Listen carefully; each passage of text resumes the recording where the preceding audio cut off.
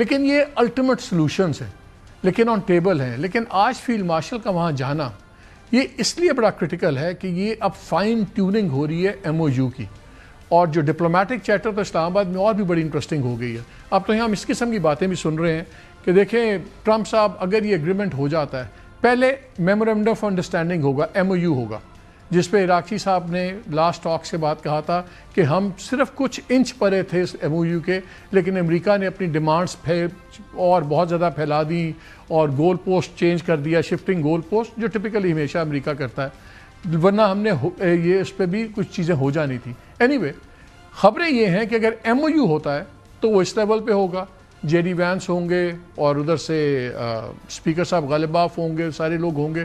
لیکن اب یہاں پہ چیٹر یہ ہے کہ یہ بھی ہو سکتا ہے کہ اگر فل لانگ ٹرم ایگریمنٹ فائنل ہو جاتا ہے ڈاکومنٹس، تو شاید ڈونلڈ ٹرمپ اس کو خود دستخط کرنا چاہیں ایرانی صدر کے ساتھ، بیکاز ڈونلڈ ٹرمپ صاحب کی ایک نیچر تو ہے نا کہ ہی ڈزنٹ وانٹ کہ کوئی کریڈٹ کسی کو جائے. انہوں نے تو بلکہ ایک تقریب میں عذرائے مذاق یہ بھی کہا تھا، اشارہ کر کے جے ڈی وینس کی طرف، کہ اگر یہ کامیاب ہو گئے مذاکرات تو سارا کریڈٹ میرا ہوگا، اور اگر یہ فیل ہو گئے تو سارا بلیم میں جے ڈی وینس پہ کروں گا. اس پہ بھی بات ہو رہی تھی. پھر کب ہوگا؟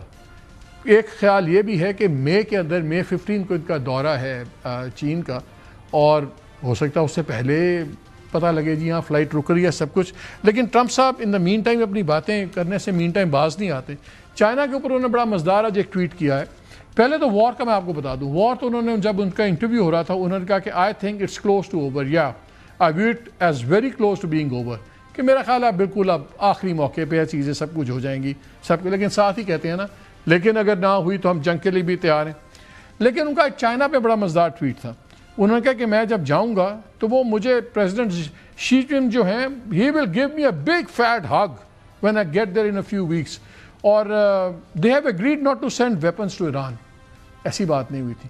انہوں نے الزام لگایا تھا کہ ایران کو چائنا ویپنز دے رہا ہے، اور اس پہ بڑا کرارا جواب ان کی فارن منسٹری سے آیا تھا، اور انہوں نے یہ کہا تھا کہ بالکل یہ لغو بات ہے، بے تکی بات ہے، اور اگر اس کو بہانہ بنا کے انہوں نے کوئی ٹیرفس کی گیم بھی کی تو چائنا جو ہے بالکل اس کے جواب میں ٹکا کے جواب دے گا.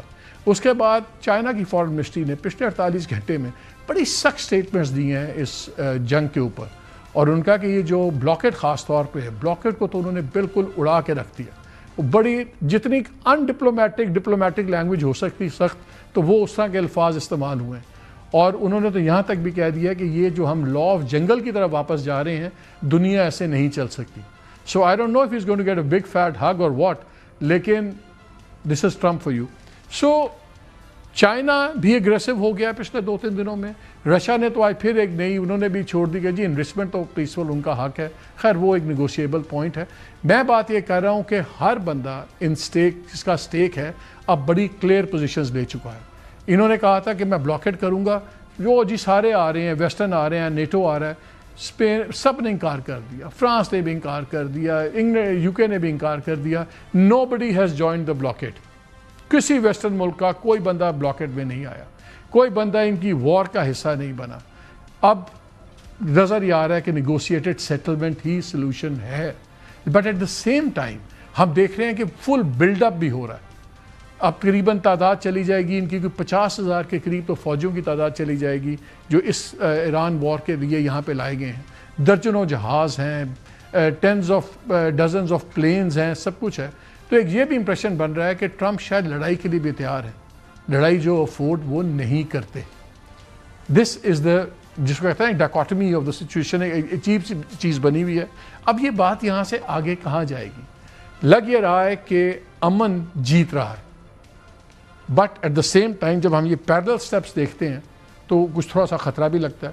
بلاکیڈ ہوا، ہوتیز کا بھی آج ایک اسٹیٹمنٹ آ گیا. انہوں نے کہا کہ اگر ریڈ لائنز کراس ہوئیں لبنان اور ایران کے اوپر تو ہمارا ہاتھ بھی ٹریگر کے اوپر ہے، we have a finger on the trigger, تو پھر ہم باب المندب روک دیں گے. ابھی تو ہرمز رکنے سے اتنی مصیبتیں پڑی ہوئی ہیں، اگر باب المندب پہ کوئی ایکشن شروع ہو گیا تو then it's a different story. Clearly نظر آ رہا ہے کہ ملیٹریلی ڈونلڈ ٹرمپ فیل ہو گئے ہیں اپنے آبجیکٹیوز لینے کے اندر. تو کیا اب واقعی جنگ ختم ہونے جا رہی ہے یا ابھی بھی اسرائیل اس کے اندر کوئی گن مار سکتا ہے؟ یہ ایک بڑا $1 ملین کویشچن ہے. اس کا بھی آج ہم جواب لینے کی کوشش کریں گے، بیکاز اسپوائلر ایک ہی رہ گیا ہے. Only spoiler now is Israel.